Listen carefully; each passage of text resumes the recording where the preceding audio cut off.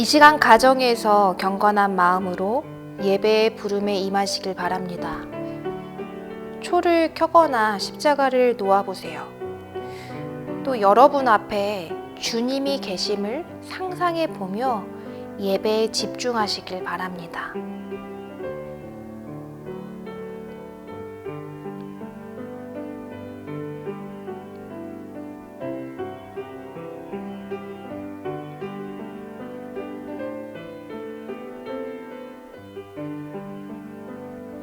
준비되었나요? 11월 1일 창조절 9째 주일 청소년부 예배를 드립니다. 다 함께 읽으며 예배의 부름에 함께 합시다. 창조절 9째 주일을 열어주신 하나님 감사합니다.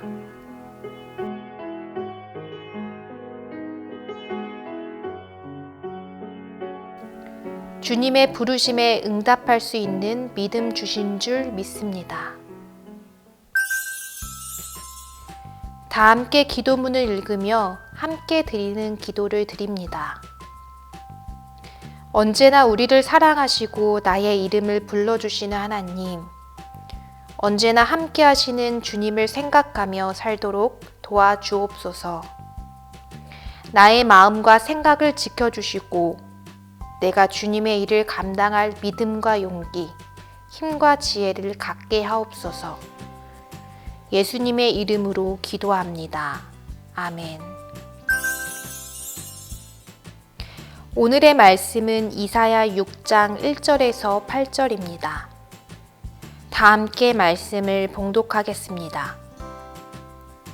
우시야 왕이 죽던 해에 내가 본즉 주께서 높이 들린 보좌에 앉으셨는데 그의 옷자락은 성전에 가득하였고 스랍들이 모시고 섰는데 각기 6 날개가 있어 그 둘로는 자기의 얼굴을 가리었고 그 둘로는 자기의 발을 가리었고 그 둘로는 날며 서로 불러 이르되 거룩하다 거룩하다 거룩하다 만군의 여호와여 그의 영광이 온 땅에 충만하도다 하더라.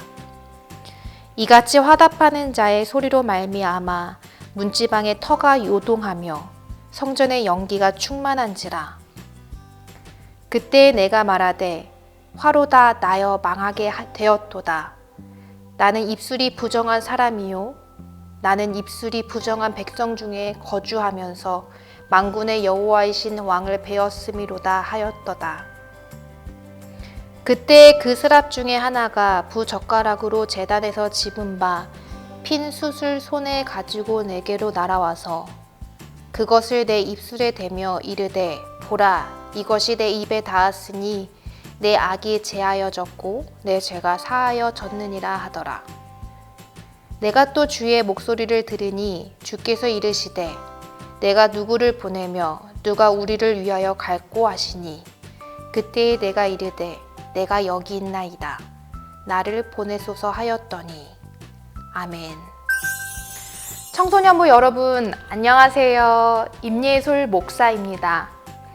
사실 저번 주까지만 해도 임예솔 전도사였는데 지난 목요일 날 목사 안수를 받게 되었고 이제는 전도사님이 목사님이 되었습니다. 이 모든 것이 주님의 은혜이자 또 인천교회 성도님들과 그리고 우리 친구들의 기도가 있었기에 가능한 줄 믿습니다. 여러분, 한 주간 어떻게 보내셨나요?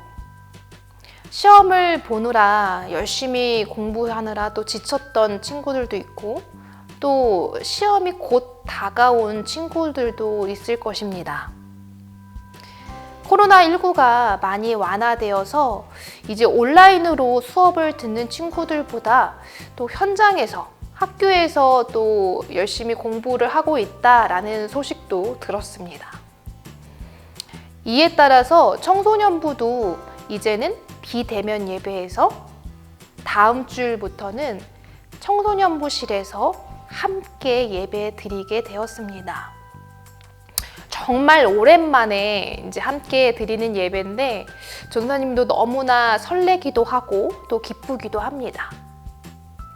여러 소독도 잘 하고 방역도 철저하게 했으니까 우리 친구들 조금 염려되는 거 내려놓으시고 함께 오셔서 주님께 예배하는 정말 귀한 은혜의 자리가 되길 간절히 소망합니다.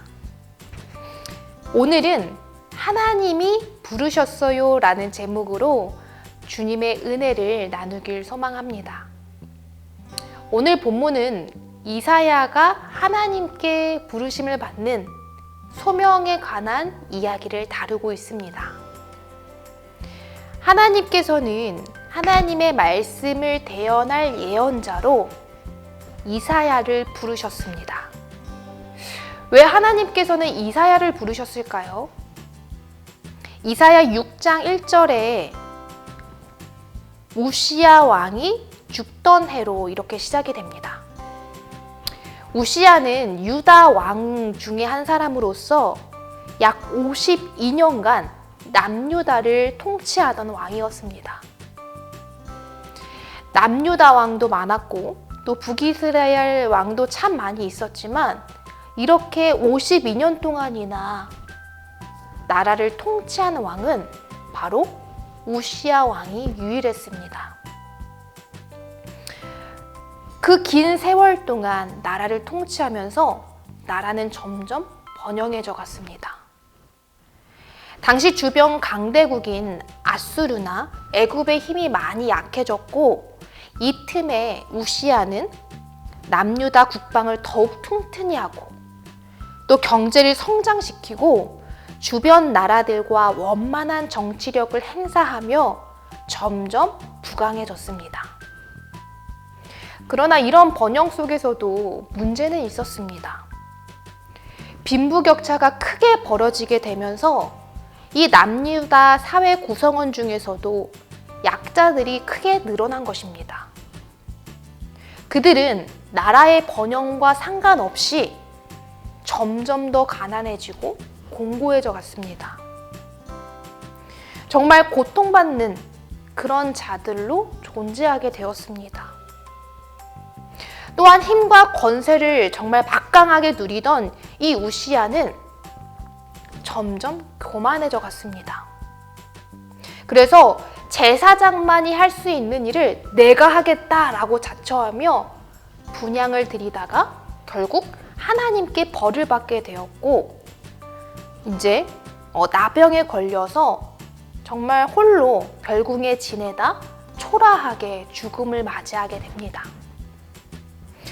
우시야 왕의 일생은 너무나 화려했지만 그의 말세는 하나님의 말씀에 정말 잘못된 인생을 선택하게 되었고 결국 그 말세 말미에는 정말 초라하게 죽음을 맞이해야 했습니다. 이제 남유다는 우시야도 없어진 이 상황에서 언제 곧 쓰러질 수 있는 모래성과도 같았습니다. 이런 상황 속에 남유다를 향해 새 방향을 제시할 예언자가 필요했습니다. 이전에 어떤 사상과 낡은 관념들을 다 제해버리고 이 잘못된 틀을 깨워줄 하나님의 말씀을 대언할 사람이 필요했던 것입니다. 여러분 혹시 게임 체인저라고 아시나요? 게임을 즐기는 사람들은 이 말을 쉽게 이해할 수 있을 것입니다. 가령 우리가 이제 팀을 구성해서 게임을 하잖아요. 그렇죠? 그룹을 구성해서 게임을 하는데 이때 우리가 조금 다른 상대편에 비해서 밀릴 때가 있습니다. 그렇죠? 근데 새로운 전술을 사용해서 이 판도를 역전시키고 뒤집는 그런 사람을 바로 게임 체인저다라고 이야기합니다. 이런 게임상에서 이런 게임 체인저들의 등장으로 이러한 용어가 사용되게 되었는데 여기서 나온 말로 바로 게임 체인저는 어떤 일에서 결과나 흐름의 판도를 뒤바꿔 놓을 만한 중요한 역할을 한 인물이나 사건, 제품 등을 이르는 말로 사용되게 되었습니다. 마찬가지로 우시아의 죽음으로 나라의 몰락과 쇠퇴를 맞이하게 된 이 남유다 상황 속에서 그들에게 새로운 메시지를 전하고 새로운 삶으로 이끌어줄 사람이 필요했던 것이죠.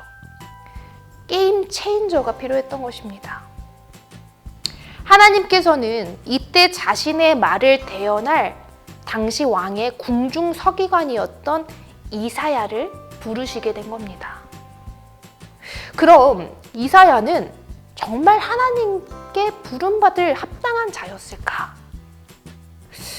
그는 부름심을 받은 그런 합당한 사람이라고 볼 수는 없습니다. 왜냐하면 이사야 6장 5절에 그는 입술이 부정한 자였다라고 말합니다. 그 또한 우시아 권력 안에서 살아오던 자로 결코 깨끗한 인물이다라고 볼 수 없습니다. 남유다 중 부정한 사람들 가운데 그저 평범한 한 사람일 뿐이었습니다. 다만 그는 하나님 앞에 자신의 죄와 부족함을 깨닫는 사람이었습니다. 하나님께서는 그런 그에게 환상을 보여주십니다. 높이 앉아 계시는 하나님과 또 성전의 모습, 천사들이 둘러서서 서로 화답하고 노래하는 모습, 그들의 노랫소리로 인해서 터가 흔들리고 성전의 연기가 가득한 모습을 보여주셨습니다. 그리고 제단에서 타고 있는 숯을 그의 입에 갖다 대어 이사야의 죄를 용서해 주셨습니다. 그 이후로 내가 누구를 보낼까? 누가 우리를 대신할 것인가? 라는 그 부름에 이사야는 제가 여기 있습니다. 저를 보내어 주십시오. 라고 대답합니다. 그리고 이 이사야의 대답에 하나님께서는 그를 자신의 말씀을 대언할 예언자로 그를 부르셨습니다. 우리는 이 이사야의 소명 사건을 통해서 하나님의 일을 하기 위해 하나님께서 부름받는 그 부름을 받은 자는 사람의 능력이나 자질이 있어서 부르는 것이 아니라 그저 하나님의 일반적인 선택이었음을 우리는 알 수 있습니다. 부족한 것이 있다면 채워주시고 또 잘못된 것이 있으면 용서해 주시며 하나님의 은혜로 하나님은 부름받을 자를 선택하신다는 것입니다. 더불어 자신의 잘못을 깨닫고 겸손히 고백하며 하나님의 부르심에 용기 있게 나서는 일을 하나님께서는 부르신다는 것입니다. 목사님도 정말 20대부터 이렇게 신학 공부를 하면서 목회의 길을 선택하는 데 있어 하나님의 부르심을 받는 데 있어서 전도사님이 뭐 잘나거나 완벽해서 아니면 뭔가 특별한 게 있어서 이 길을 간 것이 아니었습니다.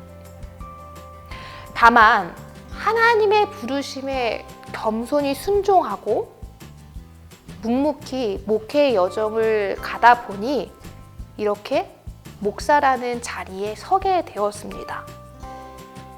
하나님의 말씀을 전하는 목사로서의 삶을 살아갈 수 있게 된 것이죠. 그런데요, 하나님은 목사님만 부르신 게 아니라 여러분도 부르셨다는 거예요. 우리들이 인천교회 청소년부 이름으로 모인 이유가 뭘까요? 바로 하나님께서 부르셨기 때문입니다. 함께 모여 하나님께 예배하라고, 하나님께 찬양하라고 여러분을 불러주신 것입니다. 더불어 함께 모여서 하나님의 일을 하라고 여러분을 부르셨습니다. 또한 여러분의 꿈과 비전 속에서도 주님의 일을 하라고 여러분을 부르실 것입니다.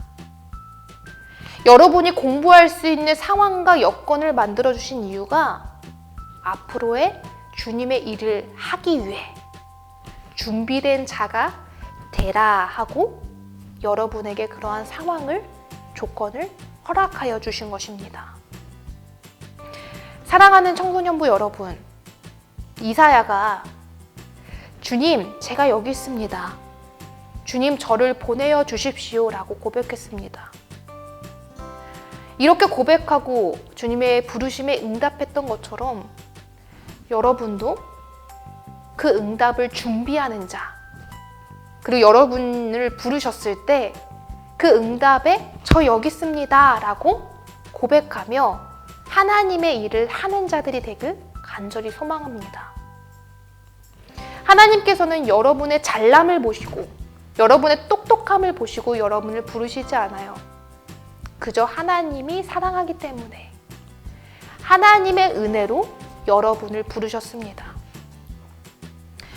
그 부르심에 정말 겸손히 이사야처럼 응답하며 진정으로 주님의 일을 하는 부름받은 자, 정말 하나님의 나라를 함께 만들어가는 체인저로서의 삶을 살아가시길